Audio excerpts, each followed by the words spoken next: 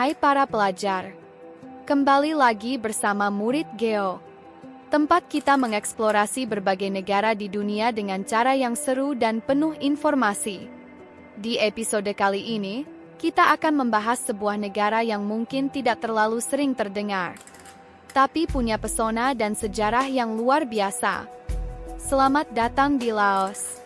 Negara ini memiliki posisi geografis yang unik, berada di jantung Asia Tenggara, namun tidak memiliki akses langsung ke laut. Sebagai gantinya, Sungai Mekong menjadi nadi utama kehidupan masyarakat Laos. Mengalir dari utara hingga selatan dan menghubungkan negara ini dengan wilayah-wilayah sekitarnya. Vientiane, ibu kota Laos, adalah pusat budaya dan politik yang berkembang pesat. Dengan mata uang Kip dan bahasa resmi Lao yang mirip dengan bahasa Thailand, komunikasi antara warga Laos dan Thailand menjadi lebih mudah, seperti hubungan antara Indonesia dan Malaysia, atau Portugal dan Spanyol, dan bahasa resmi Lao yang mirip dengan bahasa Thailand.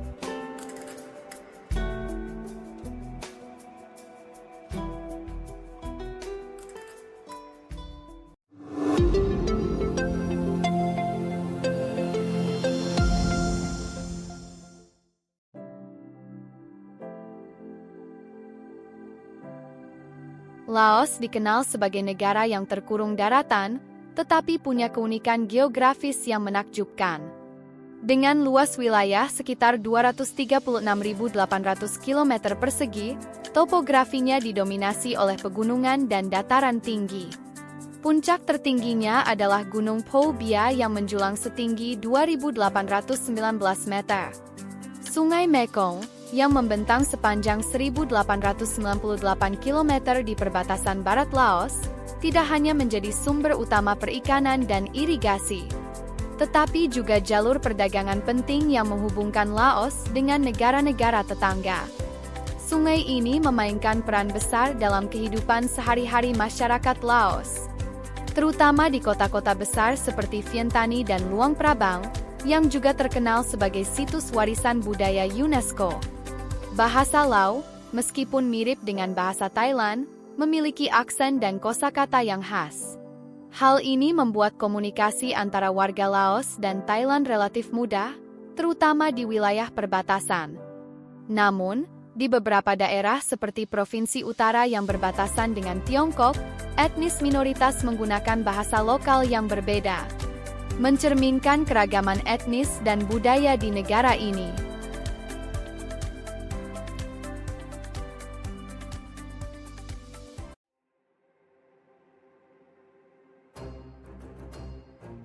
Sejarah Laos tidak hanya dimulai dari masa kerajaan Lansang pada abad ke-14. Tetapi jauh sebelumnya sudah ada kerajaan-kerajaan kecil yang berperan dalam pembentukan identitas budaya Laos. Kerajaan Lansang, yang didirikan oleh Pak Mum, menjadi kekuatan utama di Asia Tenggara hingga abad ke-18 sebelum terpecah menjadi 3 kerajaan kecil. Setelah itu, Laos menjadi rebutan antara Kerajaan Siam, Thailand, dan Kerajaan Vietnam, hingga akhirnya jatuh ke tangan Prancis pada akhir abad ke-19. Era kolonial Prancis membawa perubahan signifikan, terutama dalam bidang administrasi dan pendidikan. Namun juga memicu gerakan nasionalis yang dipimpin oleh Phet Sarath dan Sop Hanophong, yang akhirnya berujung pada kemerdekaan Laos pada tahun 1953.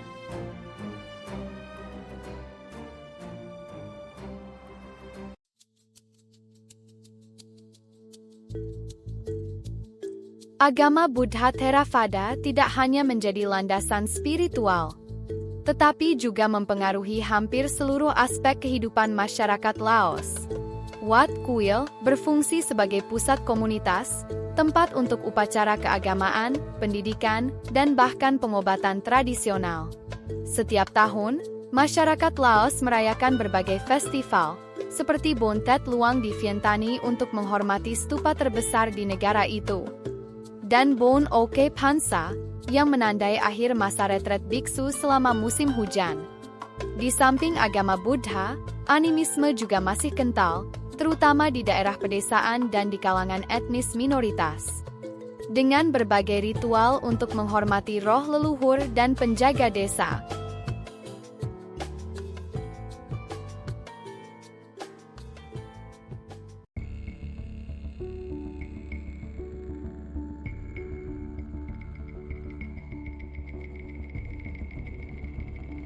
Ekonomi Laos terus berkembang, dengan rata-rata pertumbuhan PDB tahunan sekitar 6 hingga 7% dalam beberapa dekade terakhir. Sumber daya alam seperti emas, tembaga, dan batu bara menjadi tulang punggung perekonomian, disertai dengan potensi besar dalam sektor energi hidroelektrik. Proyek PLTA 6 Tahun 2 merupakan salah satu yang terbesar di Asia Tenggara, memasok listrik tidak hanya untuk kebutuhan domestik tetapi juga untuk diekspor ke Thailand dan Vietnam. Selain itu, Laos juga sedang berupaya untuk mengembangkan sektor pariwisata dengan memanfaatkan keindahan alam dan warisan budaya yang dimiliki, seperti di dataran tinggi Bola Phen dan Gua Konglor.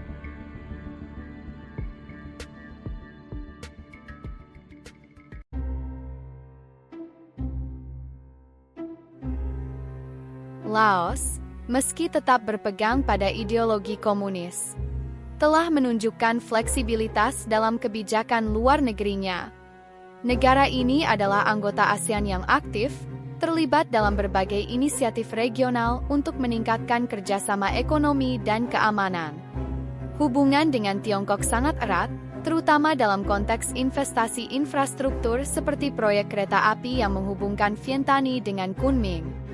Namun, Laos juga berusaha menjaga keseimbangan dengan negara-negara Barat dan Jepang untuk mendapatkan bantuan pembangunan dan diversifikasi mitra dagang. Meskipun demikian, tantangan seperti korupsi dan keterbatasan kapasitas pemerintahan masih menjadi kendala dalam pengembangan politik dan ekonomi.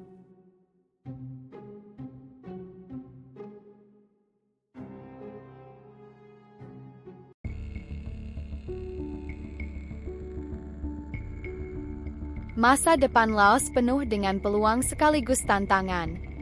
Dalam upaya untuk keluar dari status negara berkembang, Laos perlu mengatasi ketergantungan pada sumber daya alam dan meningkatkan diversifikasi ekonominya. Sektor pendidikan dan kesehatan juga memerlukan perhatian serius agar dapat memberikan kontribusi nyata bagi pembangunan SDM yang berkualitas. Selain itu, perluasan akses internet dan teknologi digital diharapkan dapat mendorong inovasi dan integrasi Laos ke dalam ekonomi global yang lebih luas. Dukungan ASEAN dan mitra internasional dalam proyek-proyek pembangunan infrastruktur juga akan menjadi kunci bagi Laos untuk mencapai visi sebagai negara modern dan berdaya saing tinggi di Asia Tenggara.